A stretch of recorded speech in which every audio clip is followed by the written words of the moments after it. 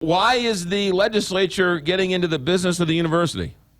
Well, we wouldn't be passing a law. We've sent a letter to the Board of Curators, who is the governing body of the University of Missouri system, about dismissing Melissa Click.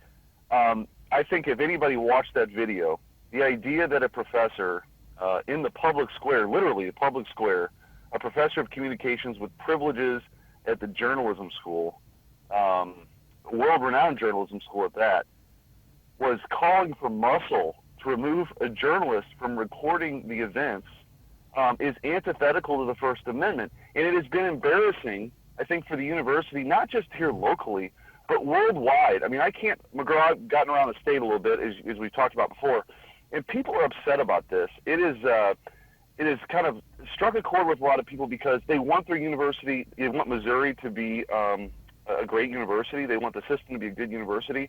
But the fact that the system and that university is protecting this professor from I think some really untoward acts is wrong. And so 100+ legislators wrote a letter to the Board of Curators asking for her dismissal. I just think it's the right thing to do. And quite frankly, we shouldn't have to write the letter. This thing should have been done months ago, but it hasn't been. While I agree with you, it is embarrassing, and while I agree with you, it's so sad, it's almost comical. I do find it somewhat interesting that the legislature, which doesn't really like the media in and of itself and uses us as a punchline and a campaign slogan and everything else, is now standing up for the local media as we try and gather news on a daily basis. Well, as McGraw, I can speak for myself as a lover of the Constitution. Okay.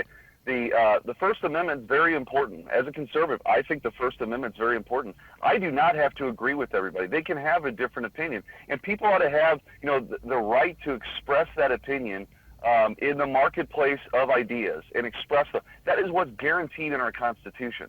And so, when you have a member of the press trying to document literally something that's happening, I'm not exaggerating, on a town square, which is where you get the most freedom. It's not commercial speech. It is political speech that's happening. To be recorded by the member of the press is protected under our Constitution. And she should know that. And the university should know that. And the faculty, Senate, or the faculty organizations and the deans who are protecting her, they know that. They know it's wrong. And, she's probably on the fast track to tenure now, which would add insult to injury to further protect her from, I think, some just repercussions here. So to me, it's more about these are constitutionally protected freedoms. You have a taxpayer-funded system that gets $500 million a year from taxpayers. We ought to be able to expect more.